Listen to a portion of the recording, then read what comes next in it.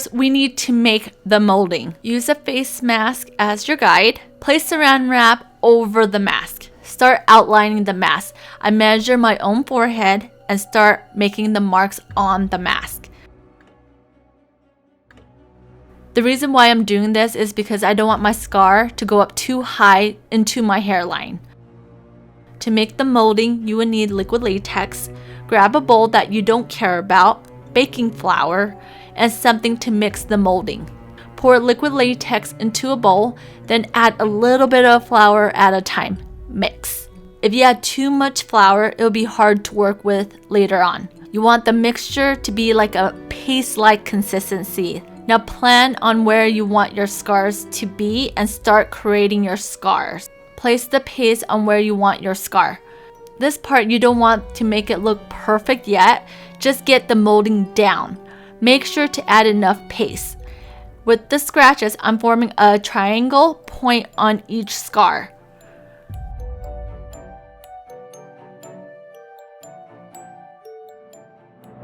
Next, pour liquid latex into a bowl. Dip your finger into the latex and start smoothing out the edges on the scar.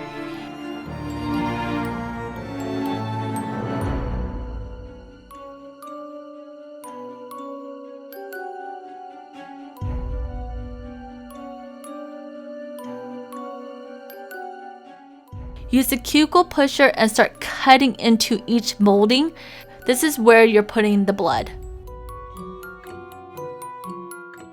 You want to dip the cuticle pusher into the latex frequently so that the latex doesn't stick onto it while you're shaping the scars.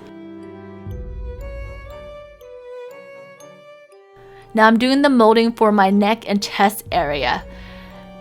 It's pretty much the same thing. Decide on how big you want the scar. Place the paste onto the saran wrap.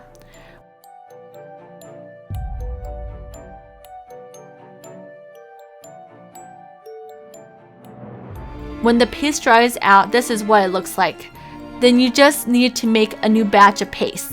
Once you finish placing the paste on where you want your scars, then use liquid latex to smooth out the edges again.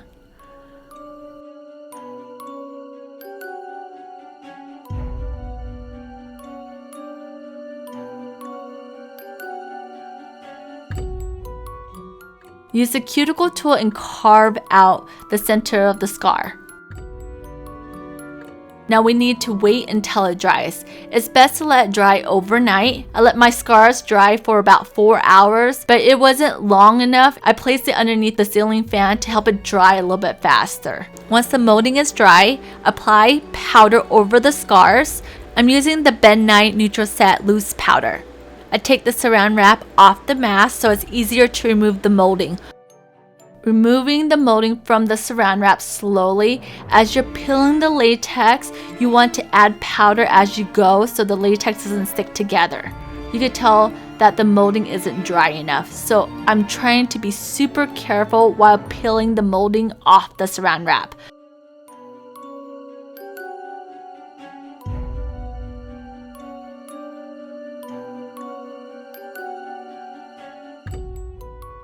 Do the same thing to the neck and chest piece as well. Powder the top of the molding first, gently peel the molding again. As you're peeling the scar, powder as you go. Alright, let's do this. Prep your face with a face primer. I already did my whole skincare routine before shooting this tutorial. Prep your lips with a lip balm. With the Anastasia Dipbrow, take a little bit with your brow brush. This is enough to do both brows. Close the jar immediately so it doesn't dry out the product. Use the back of your hand to work in the product onto the brush. For me, this pomade never dries out as long as I close the jar immediately. This product lasts me over 2-ish years, and this is my 3rd jar. Use a spoolie to brush your brows, then start outlining underneath the brows. Next, outlining the top of your brows, start around 3/4 in. Fill in the tail of your brows. Now push the product from the bottom outline to fill in the rest of the brows. Use the spoolie to blend out the brows. Instead of my square brows I normally do, I'm rounding the front of my brows. Do the same thing to the other brow.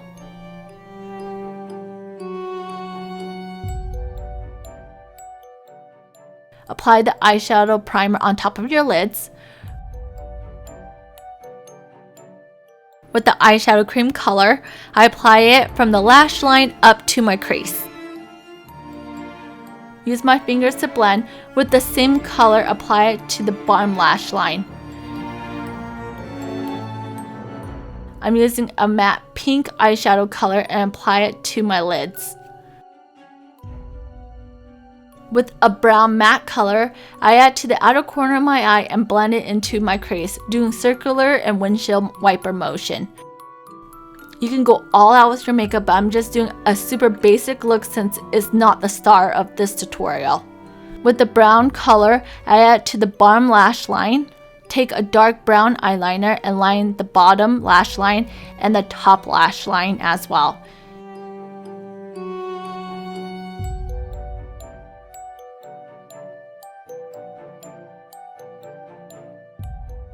Use a smudger to smudge your top liner. I applied the brown eyeshadow over the top of the bottom eyeliner as well. Apply concealer to your dark circles.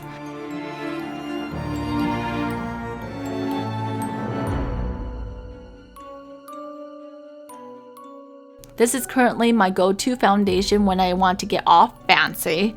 It's nice because it has a dark color for contouring. Swipe the foundation onto the face. Now use a dense brush to blend it out. With the contour color, swipe it onto your temples, on the side of the face, below the cheekbone, and onto the jawline. I use the same foundation brush to blend it out.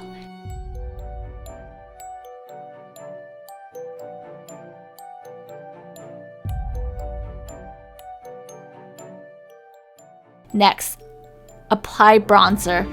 Start at the middle of the forehead and do a cursive E or the number 3.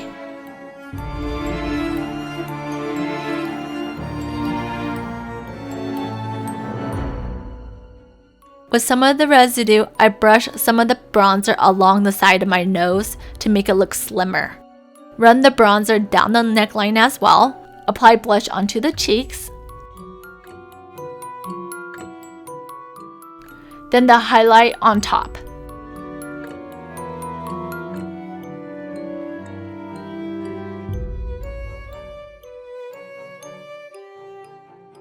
I add the same highlighting color on the inner corner of my eye. Finish off with lash primer and mascara. I'm doing my lips at the very end. That's it for the basic makeup. Now let's start having fun. I apply Vaseline only to this area of my hairline to make sure that the liquid latex doesn't rip out my hair. Apply glue onto my brows. Spot check the scar really quick. Apply latex onto the back of the molding and place it onto your face. Crap, the latex touches my other brow. Add a little bit of glue. Press down the scar firmly. Apply the second piece onto the face. Make sure the scratches line up correctly. With the latex, apply around the scar molding. Apply the other scar onto the neck, chest area. Press firmly. Apply latex around the chest scar as well. Once the latex dries, apply foundation over the scar.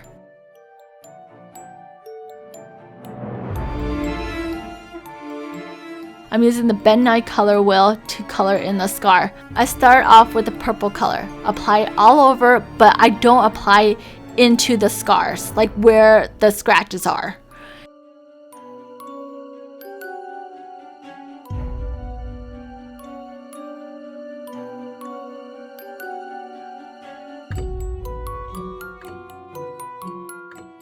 Now go in with the blue cream color and start adding more depth around the scars.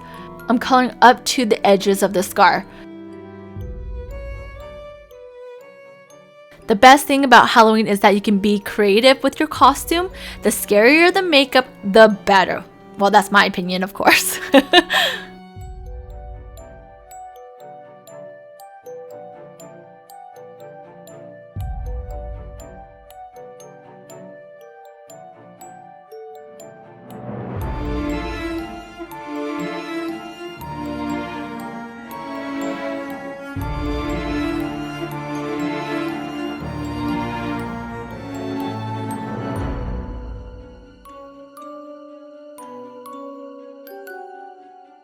With the burgundy color, I shade inside the scar a little bit.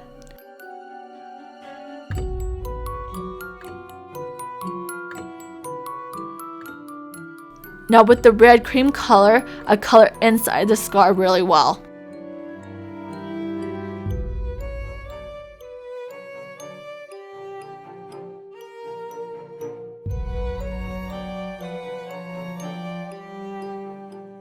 With the black cream color, I just run it in the middle inside the scar to add more depth.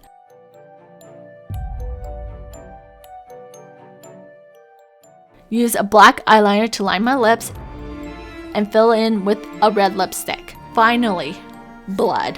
Add blood inside the scar. If you want your scar to look fresh while you're going out, then pack some blood with you so you can touch up throughout the night.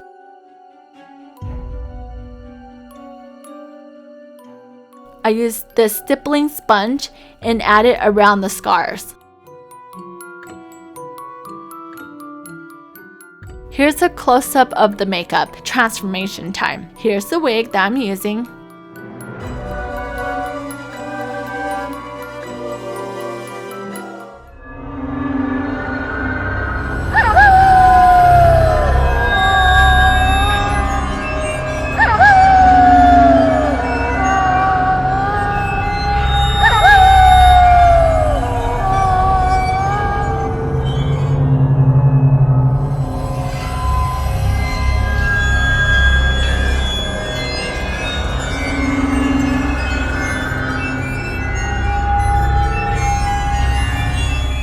Now let's take off the makeup. Start peeling it off.